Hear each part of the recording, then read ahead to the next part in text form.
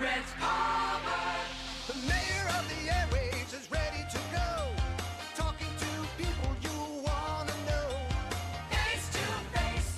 One-on-one. Get the story and have some fun With Rhett Palmer. And now, the most trusted name in radio, Rhett Palmer, the mayor of the airwaves.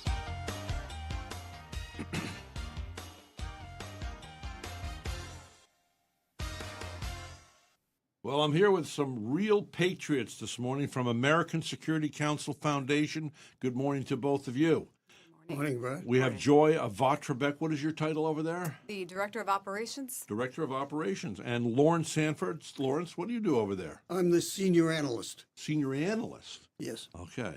We'll find out more about this. You have an MBA from Babson College, Laurence, and served as an officer in the U.S. Navy Pacific Fleet. Thank you for serving, by the way.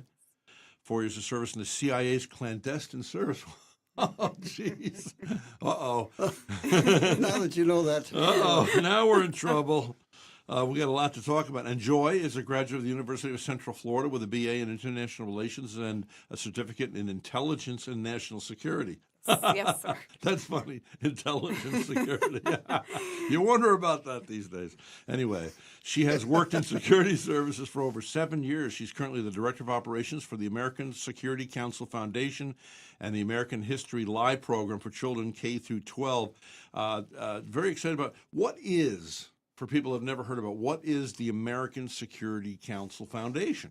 American Security Council Foundation actually was started in 1958 to combat communism here in the United States. Really? So we've been around You for need to get to quite work. a while. Well, yes. Yeah. Well, they did some really good work over the years. In fact, I think the most impressive was during the Cold War era, they had a coalition of peace through strength. Yeah. And that coalition was quite impressive. We had over 200 members of Congress, bipartisan support across the board on this issue, which you not really see today. No. And if you do, and I'm happy you'll hear from Laurence here in just a little bit about the. Larry. We go by. Okay, I go sorry. by Larry. Well, I'll call him Among Larry. friends. Among Yeah, friends well, here. But today we do have the Committee on the Chinese Communist Party, so we are seeing some bipartisan support, so that's encouraging. But I'll get back to the American Security Council Foundation. That coalition had not only over 200 members of Congress and bipartisan support, but over 160 different organizations and individuals across the country. One of those was President Ronald Reagan, and he would go on to thank the American Security Council for our work on the Peace Through Strength strategy Really? and use it on his platform as well. Was it always out of Florida, or No, it started in Chicago. how did And it that end up was- in little old Wabasso, Well, Sebastian, John Vero Beach, Fisher Florida? was the original founder in Chicago, and Oh, is he eventually related to Dr. Fisher? he is not. Oh. That's Fisher with an Fisher, was John Fisher, the That's founder. ironic, though. And Dr. Fisher is Fischer, and he is our current president and CEO. So he moved operations here to Sebastian, Florida, but they also have an office in Washington, D.C. Wonderful. So what did they now? Do you run the office in Washington or work with them? Or? We have the ability to use that office if we need to, but we mainly run operations here out of Sebastian. Okay, and so what do you actually do? What are you trying to accomplish now? You know, well, I know there's a special event. We want to promote that in a little bit, but Well, after the coalition, I would say broke apart because the Cold War ended. yeah. We went on to support energy independence. That was another campaign that was very successful. And after that, when Dr. Fisher and the board decided that there was a real need for our youth to be educated on history and civics. So they came up with this really unique program called American History Live. And, well, it is now called American History Live, but we started with Ben Franklin, and we have added characters ever since. So early American characters are able to zoom into the classroom and present American history in a fun, unique way that's entertaining and helps kids retain Why do history they and always civics. want to erase history? In other words, I ran into a young man, 24 recently. I think he was working at, where do you buy better men's clothes? It was down in Palm Beach. They make the sweaters that are the soft sweaters. Anyway, it doesn't That one I don't know. Yeah. Anyway, he works there, and he said that we were not being taught history, and it seems like whoever comes along, future dictators or oligarchs, they want to erase history. Why is that? Well, I think if you don't know the history, first you're apt to repeat things that are probably not Those who good. don't know history are destined to repeat it. Yeah. Yes, and I'm going to put a plug in for our upcoming event Sure, on Tuesday. please. There's a lunch. If you're interested in hearing more about American history live, Yeah. we're going to be doing a trivia presentation with Ben Franklin zooming in, so you get to Oh, see yeah. how the program works. And we're having Jenny Cote, who is a very celebrated author of children's fantasy or fiction books, but they're early American history as well as some of her other ones. She has a whole epic order of 7. And she's going to talk to no history, no future, no history, no future. And I think that kind of sums up why we need to know history. Great. Maybe she'll write some more children's books that have to do with history. Yes, We need a lot well, of them. the Declaration and the Sword is one I'm reading right now. So it's not just for children. Adults would love it too. So I encourage everyone to come out. Now, where is this going to be? This is going to be downtown, the Courthouse Executive Center on 14th Avenue, right here Vero? in Vero Beach. Really? Yes, yes. Now, this is lunch. This is Tuesday what? Tuesday on March 19th, starting at 11:30 a.m. It's a free, open to the public, so please come join Free us. luncheon? And And they say there's no free lunch? there is going to be a free light lunch. I'm on my way. All All right, right. sounds good. Oh, but I wanted to go anyway.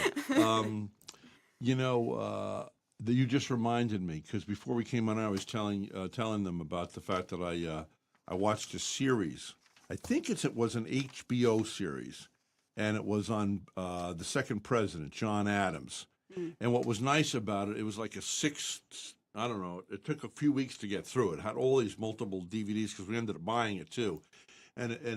Whereas with a regular, typical 2-hour movie, you can't really build the characterization of people, whereas this had a whole bunch of hours, and they were able to build the characterization of Abigail, the wife of John Adams, the second president of the United States, and revealed that she was equally responsible for the foundation of this country, which is amazing. Now, one thing in that series, when the signing of the Declaration of Independence, I forget exactly. I should watch it again. I know I bought it and gave it away, and bought another one, gave it away. But anyway, now I guess you don't need to buy DVDs anymore, so I don't know where it is. But I remember tears kind of going down my face when they were signing the Declaration. So I don't know, it was just crazy. I immediately got on a plane, and my wife and I we flew right up to Philadelphia, where you're from. Yes. And we walked. I didn't know you could do it. You walk right into that room, and somehow I secured it. They gave me a private guard, so I was able to go with no public there. And this person was also able to give me. I bought my cassette recorder back then, so I used to do it. And I did a whole recording with this person on. You're right in this very room where they signed. Many of them. It wasn't all signed in that room, as we know historically, but where many of them signed the Declaration of Independence. And I tell you, what a thrill that was. Yes. That's a great opportunity you had. I have been in that room myself, and our Ben Franklin, actually, the background is placed in that room. So when you see him zoom in, you'll get to see the background as well. Yeah. But Abigail Adams is also one of our characters that speaks. Did you ever see the series I'm talking about? I have not, no. Because I remember in the series, and I believe this is somewhat true, because I've kind of heard about it again. So when she was, I think they were out working in the farm after he'd been the president, and she was slipping over to the other side, and somehow she said, "John, I've seen the other side. I'll be there waiting for you," whatever that meant. But she was quite a godly woman and quite a patriot, to say the least. And So she was the mother of our 6th president, Yes. yes. John Yes. Quincy Adams. John Quincy Adams. And also they had another son who became an alcoholic and died of alcoholism. And I was thinking today, because I don't know how many people you know in recovery, but if it wasn't for Alcoholics Anonymous, so there'd be literally millions of people dead today. And that was not available. There was no, what's the word I'm looking for? The thing that the firefighters put under the window and you jump onto, what do you call that? I know Like what a you mean. trampoline, like Nets, a- catching net. Yep. Yeah, a catching net. net, whatever. Yep. Yeah. Safety net. Safety net, there we go. And that didn't exist back then. And I think how terrifying that there was no one to turn to. No one understood it was a disease and everything. But anyway, so you've got John, who was the second president. You've got his son, who is the sixth president. Yes. Very good. And then you've got the other son. And Actually, the Adams is a park in Quincy, Massachusetts, for those who visit Boston. You can jump on the mass transit. It's a quick ride down to Quincy. You get off the train, And there's the national park. And they Now, have were you brought up in Boston? a suburb, yeah. Suburb of Boston? Yeah, north of Boston. I mean, what a lovely, when I think of Boston, particularly now, it's such a clean town. Did you know that Mr. Starr, who owns the Majestic Theater here, which is a great theater if you're looking for a movie theater, well, he also built some up in Boston. Oh, no, I don't know him. Yes, and, he's friends with Sandy Kovacs and a few other people that hang out here. Yeah. You remember who he is, right? Yeah, I sure do, yeah. I miss I live in Palm Bay. I like being in Florida. I've been down here 5 years, but I do miss Boston for many of the historical. You don't miss the gray winters, though. No, not at all of the traffic. Yeah. I second that. Yeah, but now that they built the underground and they turned that into a park Yeah. up above, Yeah. I mean, it really changes the whole fragrance of the area. Well, you have mass transportation, which is really. I used to take you can take a commuter train into Boston. That's what Yeah. You could wander around the city. It's easy to walk It around. is. Take the Freedom Trail. Yeah. Would you explain what the Freedom Trail is? Well, it's a trail in Boston that's marked on the sidewalk. So you just follow the yellow brick road or the red brick road, and it takes you to things like Faneuil Hall and Quincy Market and things like that. It's really an interesting place. And they have people dressed up. Yeah, Here, and they have the whole outfit, yeah. And And Boston's a walking city. You can It's basically. amazing. Yeah, you can I walk love around. it. Yeah. And we went to Paul Revere's door. Oh yes. His actual house is still there. It's in the North End, so you can stop and have some great Italian food in the North End. The British are coming. The British are coming. I'll So- tell you funny. I did the trail, but in the wintertime. Don't know what I was thinking. Wrong idea. I will go back and do it in the summertime. You should go back. Yeah. Yes. Yeah. Winter is not a good time to walk. Well, I used to walk. As long as it's not icy, I didn't. Of course, there's It another. was snowing, so it was quite I've been cold. back a number. Well, I told you that I got inducted into Transcendental Meditation when I was 16 there, and we used to hang out in Boston back in the 60s. But of course, there is Fenway Yes. and the Red Sox, Yeah. and I think for some weird reason the Red Sox are probably my number one. Although my number one should be the Rays, and I do go to those games over there on the other side of Florida. Yeah. But there's something about going to Fenway. Yeah. I You think know? everybody remembers the first time they walk up the ramp and then they see the big green wall and Yeah, the the green, green monster. and the grass. Yeah. Yeah. There's nothing like Fenway. And that they adopted that song by Neil Diamond, Sweet Caroline. That's where it bum, came bum. from. I love that song. Yeah, that had been a big hit song back in my day. And then that, for some reason, I don't know who revived it. And it became the song for the Boston Well, it's tied into the Kennedys. Boston Strong. Yeah. Oh, he was tied into the Well, Kennedys. Caroline. Sweet. Oh, that's right. It's written about Caroline Kennedy. Well, you really Thank are up you. on things. Yes, I didn't know I'm that. impressed. Well, he is former CIA. Yeah, you know. exactly. So what do you know about me? What do you know that you can't tell us or you'd have to shoot us? Well, that's to be Do you designated. know the former director of operations is here? I forget his name. He used to come on the show, sit right where you're sitting. Dick.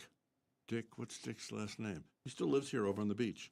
Don't know. Former deputy director of the CIA. No, I don't. There's a lot of you CIA people around here Oh yeah. because they know what's good. They get good. Retirement, and they come to Vero Beach, Florida. Yeah. Shh, don't tell anybody though. I'm the president of an organization called the Association of Former Intelligence Officers, Really? and we have a Cape Canaveral chapter, Space Coast. Yeah. And we meet once a quarter, and we really have some good guest speakers, CIA, military, that talk on issues of security. We meet up at the Doubletree Hotel in the Atlantic. In Sure. Melbourne. Yeah. So we have some. So I still keep my fingers in with some of the spook world.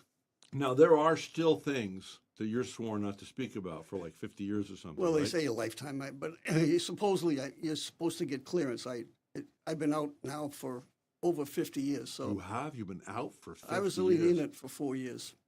Oh, really? Yeah, I didn't make a career. Oh, you didn't make a career, but still, thanks for serving them. Yeah. Wow, that's, It was interesting. I did an interesting tour, so. But I ended up coming back and starting my own business, working for international companies and stuff like that. oh, So- yeah. What did you do? Well, I worked for in marketing for an international paper company in New Hampshire, and then I started my own distribution business. Grew to about $5 million. Things started to change. I sold it and Distributing paper or paper and supplies and things like that. Yeah, to printers, to offices, that type Really? of stuff. Very But as the world changed, as you know, paper companies changed, staples came, those things changed. So, and the printing industry changed with the computer printers. So I ended up selling the business and did dibble dabble, and then my daughter moved down here to work for GE, and so we said, I think time for us to move. She used to be big in Schenectady. By the way, you know we put out a magazine called Vero's Voice, right? Yes, Right. yes. And and I forgot this is another benefit. If you came back here, was that you get a quarter-page ad. Each person who has a special show here gets a quarter-page ad in each issue, and it comes out 12 times a year. That's a little added bonus. It is. And that unto itself is normally $500 for a quarter-page ad. But anyway, so let's see, what else? I know you guys had a lot on your agenda. Now, by the way, in case you've just tuned in, we're talking with Joy Votrobek. And what is that, by the way? Czechoslovakian. I married into this. Yeah. It's actually easier than my maiden name, which is Isley. Well, and Swiss. Isley's, no, that's a pretty famous name. It's actually Iesele, so it gets very mixed up. Now, she's a graduate of the University of Central Florida with a BA in International Relations. You're I guess, in charge of marketing, and your title of the American Security Council Foundation, again, is? Director of Operations. Director of Operations. So what falls under that umbrella? Well, I wear numerous hats, let's put it that way. I can That she imagine. does, yes. So I was doing analyst work, as our senior analyst does now. And then he got me involved, that's Larry here, got me involved with doing communications, which involved hosting podcasts. So that's how we got into the podcast, and we continue on the podcast. So I still host the podcast, the Peace Through Strength podcast. Great. Larry and I generally talk once a week on that, and we have special guests come on.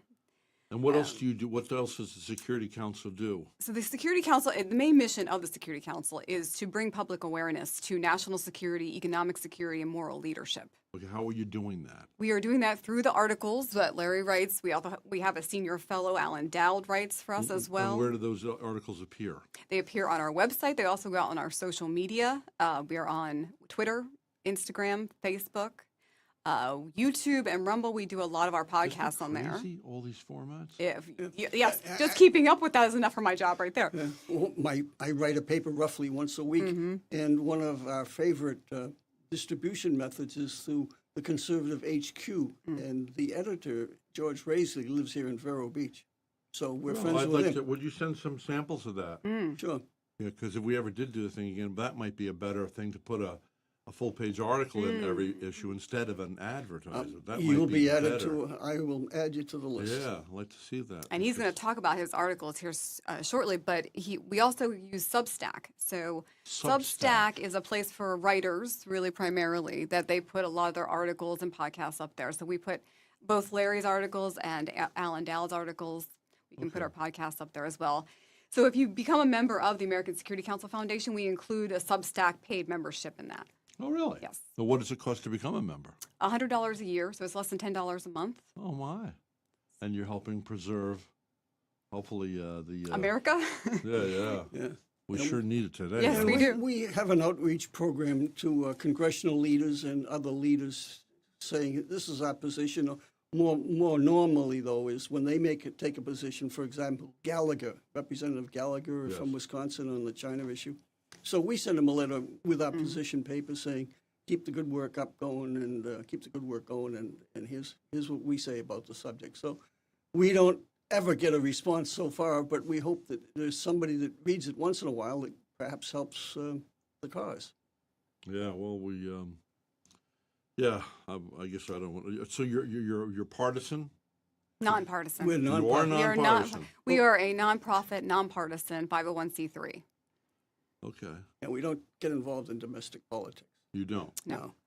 Just issues. Issues, correct. But that must be, some people are conflicted about some. Yeah, certain well, things, right? sometimes it gets a little blurry, the difference is. Yeah. So, for example, immigration is an issue, right? Yeah, I mean, when this country was found, I'm Irish, so my great-grandparents or whoever knows might have been slaves, to pay back anyway, Well, indentured, whatever it is.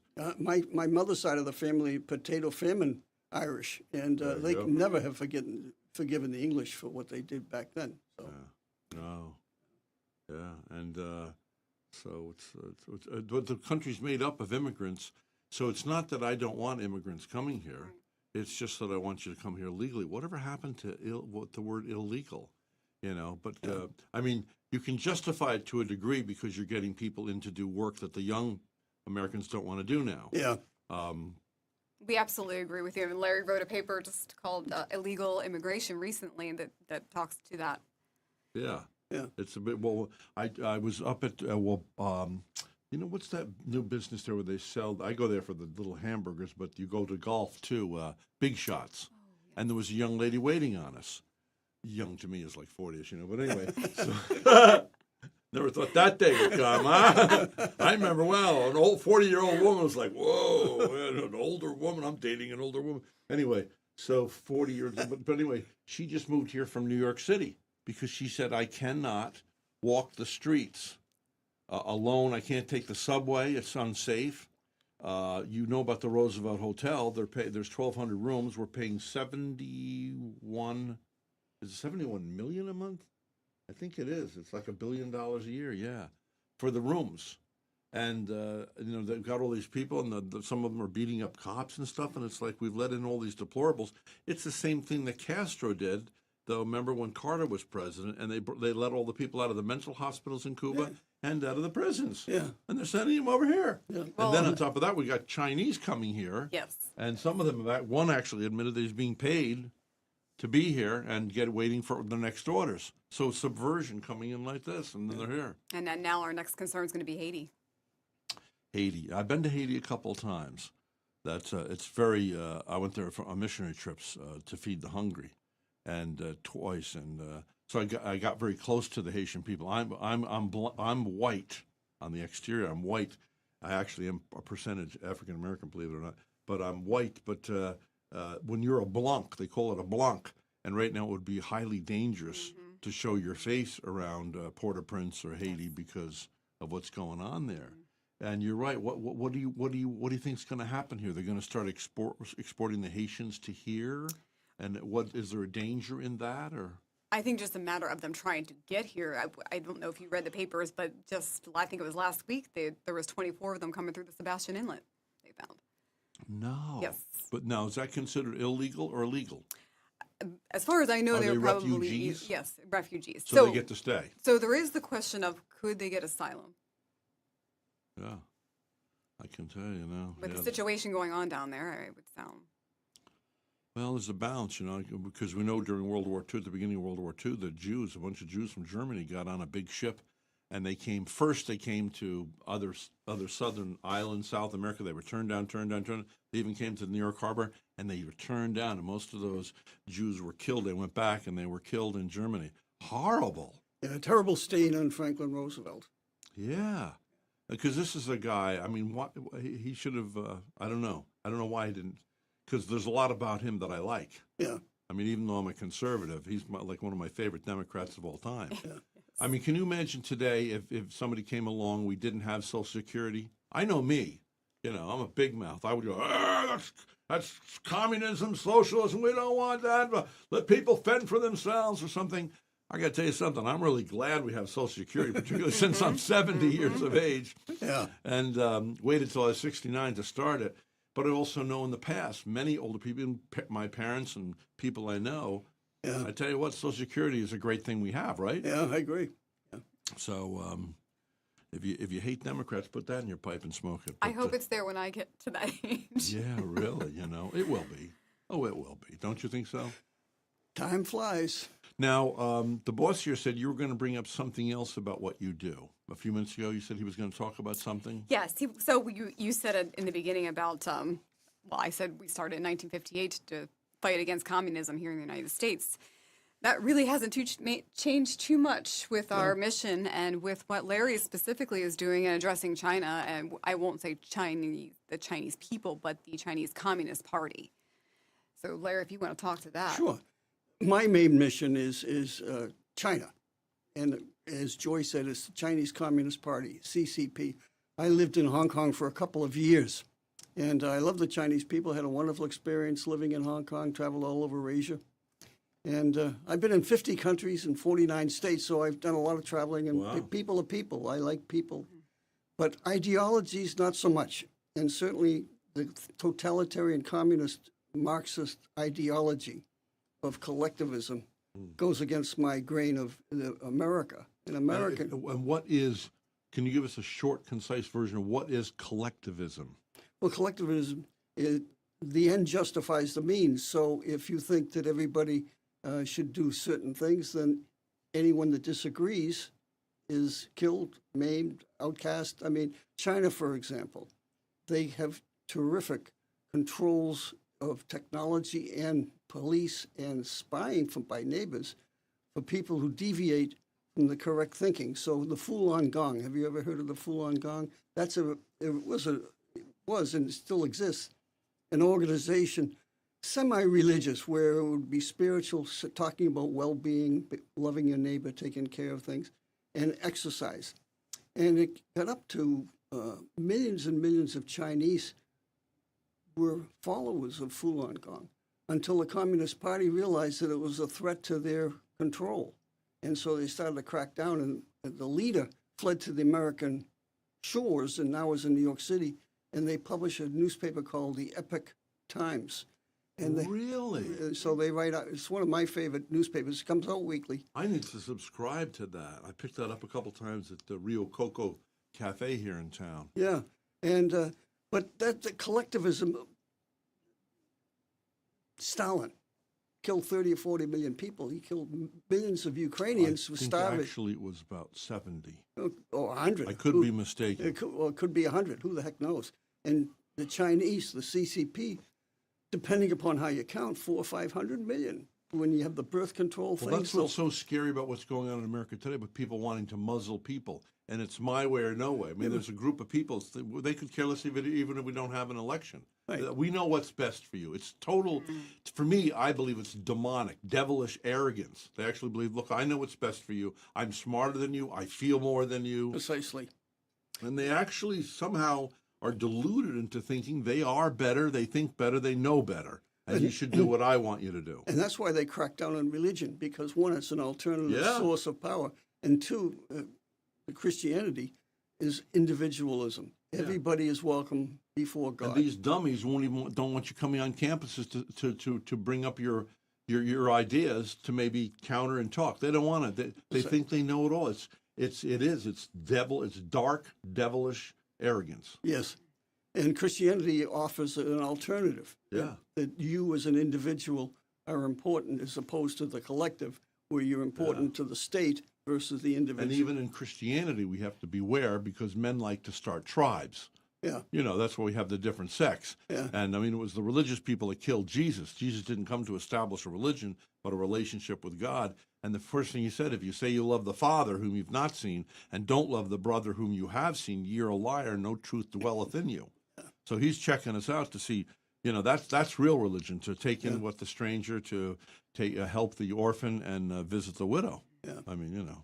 So Joy and I do podcasts, but I write papers, as I said, once a week, Yeah. mostly on China, but I write issues of like immigration. And what did you do? That you said you traveled to 49 different nations? Well, in between the the world? Navy, I was homeported in the Navy in Japan, so we How went long were you in the Navy? 4 years, and 4 years with the CIA, Yeah. and then I was in an international company for 7 years, and I used to go to Europe every two or 3 months, so I traveled to Australia, to all over Europe. And would you stay there Africa. for more than a week or two? Or In those days, the company had a policy of 2-week minimum, so I'd go for oh my 2 word! weeks. You really got your thumb on the pulse of the people. It was only near the end that I got smart. That in those days, this is back in the 70s, I got smart that you could travel almost anywhere. Once you got to Europe, you could travel around. It wouldn't cost the company any money. So I'd fly up to Scotland to start playing golf. So I played Really? St. Andrews and Turnberry and things. But that was near the end. I get sick and tired of going to the churches and cathedrals on the weekends. So I said it's time to move on. But Now, were you married? Did your wife go with you? Or? No, my wife, still with me, 56 years. I don't know why. She's And very she stayed smart. here while you were traveling? Yeah, she Well, that's probably why you've been married for 50 years.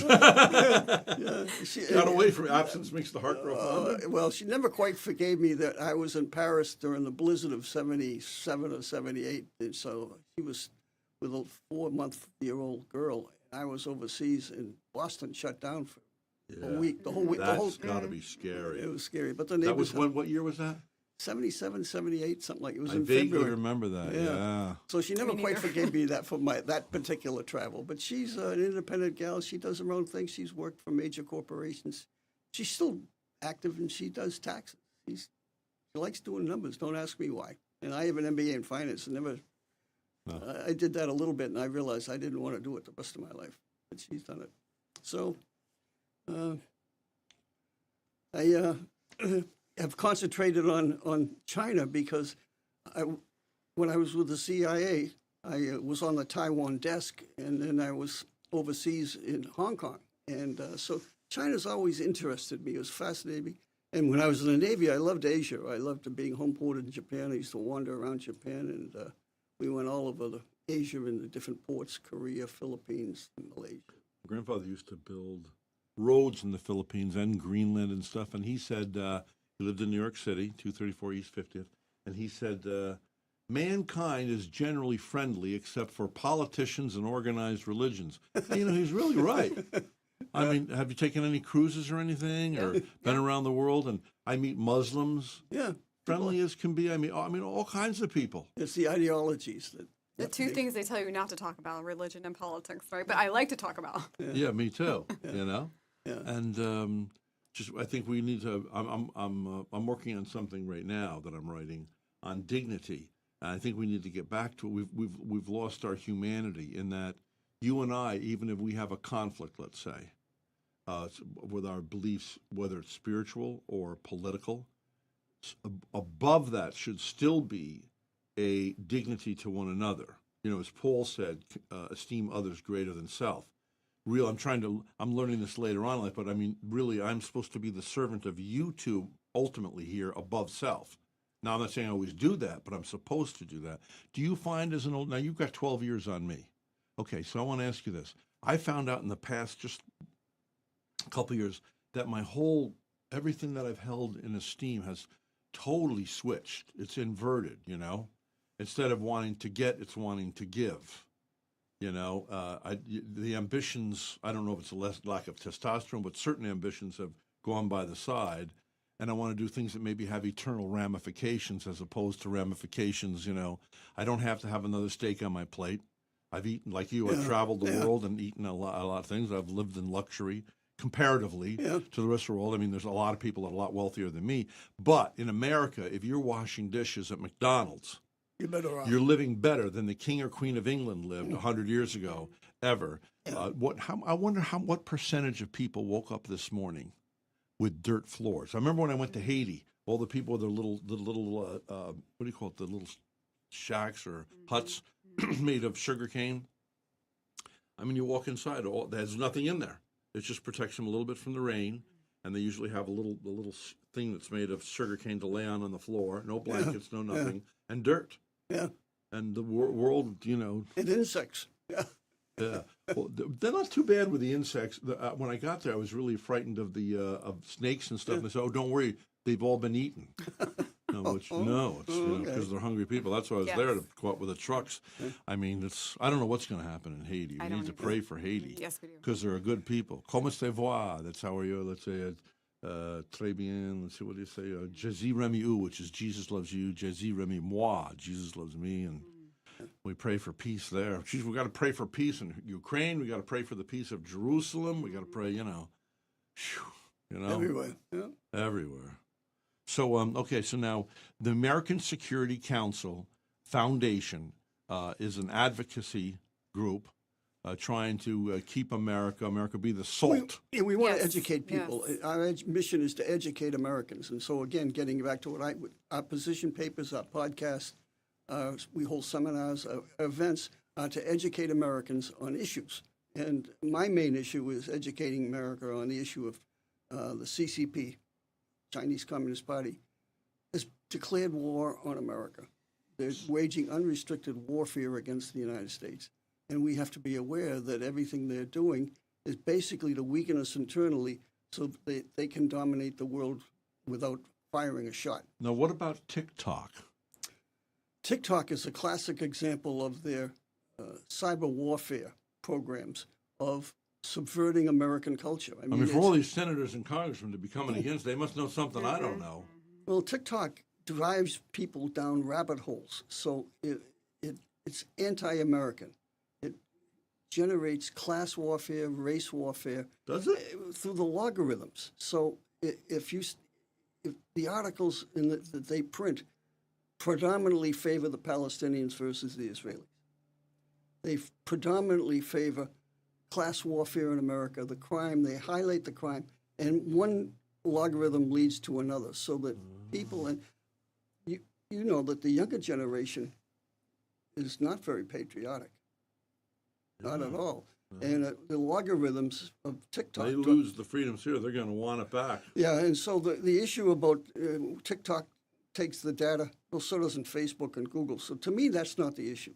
Freedom of speech, that is an issue. Yeah, dang But well it's an national issue. security is even a bigger issue. And to have an organization, the CCP, controlling the logarithms of a media outlet, social media outlet that 170 million Americans use, I think endangers the national security. India banned TikTok a few years ago for the same reason. No. Yeah. Really? So So if they don't sell out, they're going to be banned here. which leads to reciprocity. China does not allow Facebook and Google Yeah. in China, so why should we allow them in America? The only problem is now you've got, like I'm seeing all these people being interviewed, and they're making, an 8-figure income, that's over $1 million a year, right? Yeah. And the families are doing this. I'll put us out of one guy said, I sell clothing. All my clients come from TikTok. Now, here's what do you do TikTok at all? I don't. Okay, I posted on TikTok this morning of a recent painting. I do artwork, but I guess all I do is I go on, I post it, hoping some people will see it, and maybe I'll get 300-400 people that see it, and I get some comments, and that's all I do. I don't travel around and go anywhere, so I don't know what all the fuss is about because maybe I need to spend more time on it to find out what exactly is good. I don't know how people make money off of it. Maybe I need to get a young person to show me. We hear that a lot, and we hear, I'm just posting my dance on there, or my, something Sing a simple, song. song, right, what I'm eating for the day. We hear that a lot. But what Larry's saying is the algorithms behind it, and that the mother company is controlled in China by ByteDance. By who? ByteDance is the mother company in China. And China doesn't allow TikTok in China. No, they don't. They have their own separate organizations, and I assure you, they do not publish or print anything about Have you done an article on that yet? Yes, several. Okay, maybe you could send some my way. Sure. Okay, we'll exchange addresses. By the way, in case somebody wants to get in touch with either of you at the American Security Council Foundation, how would they do that? You can go to our website, www.ascf.us, as in United States. You can also email us at info@ascf.us. And also, they want to get on your mailing list. You said you give seminars, you have meetings, like you have the special event coming up, let people know about that. Now, do you do those just in Florida, or are they around the country? Right now it's in Florida. Just in Florida. We are hoping to expand one day You outside. have Washington, D.C. Yes. Are they doing what you guys are doing there? No. Not currently. What do they do? Basically, it's a virtual office. Okay. Trying to reach our It politicians. was an operational side during the Peace Through Strength Coalition, so we kept the virtual office there. But operations is here. And if you want to get, we really suggest you get on our newsletter. If you go to our front page of our website, www.ascf.us, you can sign up for the newsletter, and you'll see about all the events coming out, articles and podcasts we have. Wonderful. Now, the event coming up again, that's coming up Tuesday. Tell us all about that. This Tuesday is it's going to be free lunch, like I said, free light lunch, book signing, and meet and greet with best-selling author Jenny Cote. And this is sponsored by the American History Live program. And we are going to have an opportunity to see our Benjamin Franklin zoom in and how the program works and answer some fun trivia questions. And where does this take place? This is at the Courthouse Executive Center, the old right here in courthouse Durban, downtown, Florida. 14th Avenue downtown. Now, this will also go on my podcast, right, Noah? Which means before you run over there, make sure you check the dates, because you might be listening to the show to learn about the American Security Council a year from now, which is on my podcast. This may have already taken place, so understand, right, that these dates might be off a little bit. But right now, what's today's date? I forget. The 15th? Of March, and this is March 19th is the event. 24. So, No, 2024. 2024, yeah. So if you sign up for our newsletter. 2024. This is 2024. In the year 2525. You remember that song? No, I don't. You do? I do. Kids. She's I just know. a kid. She's just a kid, I know. But, yeah, the generational thing becomes very evident, doesn't it? It's always been that way. You know what I find scary now? Even though I'm doing okay, financially, it's like, I'm not, $14 for a hamburger? I went to one of these hamburgers, the Five Guys or something recently. Yeah. I had a friend. We both had cheeseburgers. I bought the dinner that night. Two cheeseburgers, one small fry. He got a Coke. I got water. $40 Yeah. for Yeah, two it's, cheeseburgers? Yeah. And yet at the same time, the restaurant businesses are being, they were paying $24 for a box of chicken wings a year ago, and now they're up to $95. This is that's what the restaurants are paying. Yeah. And so it's outrageous. So they're charging a little more. It was this warning on the internet. I said, please understand, we have to raise the prices just to be able to pay the rent and stay open. Yeah. So. I might be younger, but I'm appalled as well. Oh, you are? Oh, that prices for that? I mean, I walk out of For the a grocery hamburger? store. Yes. Yeah. Well, the other day I was going to go, and there's another place in town I was going to buy a burger. Well, anyway, so that $40, I could actually make at least 20. If I went to Publix and bought a ground round, which is what I like, I could make 25 or 26 hamburgers and freeze them in the freezer. 25 hamburgers for what I got for two cheeseburgers. Oh, yeah, well, you got the labor, you got the insurance costs in Florida going right up through the roof. yes. Insurance and labor. Yeah. Yeah. And then now you got the insurance where I don't know if it's because DeSantis is in bed with the insurance companies, but now when you, to a certain degree, even when we have a hurricane, I was just told yesterday by a guy who does this for a living, if you have a hurricane, even you will be personally responsible for replacing your, what do you call this wall board here? Your spackle and, that's not, I said, well, then why do we have insurance? Right. Yeah. But the reason they're having to do this is to get other insurance companies to come here with the allure of making a greater profit. I mean, you're still going to pay the same price, and you're not going to get any. You're not really getting insurance. It's just that the banks demand you have, it's for the certain basics. Yeah. Yeah. I mean, They're all in there to make money, but, insurance companies have been hammered with national disasters. yeah, I can understand. The So- lawsuits. They are, and, but now we're getting hammered. and now we're getting hammered. So yeah, well, everybody's yeah. I mean, this past year, my insurance was doubled. My house. Yeah. And some other people. Yeah, you know. oh, yeah. That's crazy. So is there anything that we have left unsaid that you want to, any subject you want to broach or talk about today before we say goodbye? I think we'd like to invite, for future events, we're going to start a coffee chat. We're fiddling with the time and date yet, but I think the beginning of May, on a Friday, we're going to start some coffee chats once a month. And Does just that mean have physically a small, gathering together? Yes, physically gathering together in our operations office in Sebastian and have a small group, maybe 10 to 15 people, and just discuss issues like the border issue, immigration, This is why I CCP, wish I TikTok. had a little bit bigger space here because you could have it here, We need to do more of that. And, and you say 15 people, and people might, say, oh, what's that going to do? Let me tell you something. I know maybe you can't do it that quick. Noah, how many people got into office because of one vote? Like, Hitler got into the inner circle by one vote. They voted to make English was our language instead of German by one vote. I mean, there's a whole historical thing about one vote. So my point to make is this, that everybody is leaving a footprint. Believe it or not, even like with my little regional broadcast, we're leaving a footprint. You're leaving a footprint. You're leaving a footprint. We do make all good men need do to see evil prevail is nothing. Yeah, one of my favorite expressions is better to light one candle than to curse the darkness. Love it. Better to light one candle and curse the darkness. Yeah, that's And like good. you said, 15 people seem small, but we want real discussion going back and forth. And then those people can go out and tell their friends. And maybe next month we have a different group of people. So And I would add that if there's anybody that listens to Joy and I today, that and you have expertise in national security issues, please contact us. We'd be more than happy to do a podcast with you or to write about you Yes, or absolutely. invite you to our studio. So Wonderful. Okay. Well, great. Do you want to give out the address? Your address?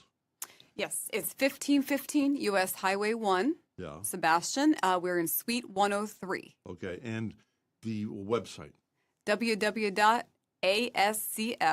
ASCF. That's American Security Council Foundation. Foundation. .us as in .us. United States. All right.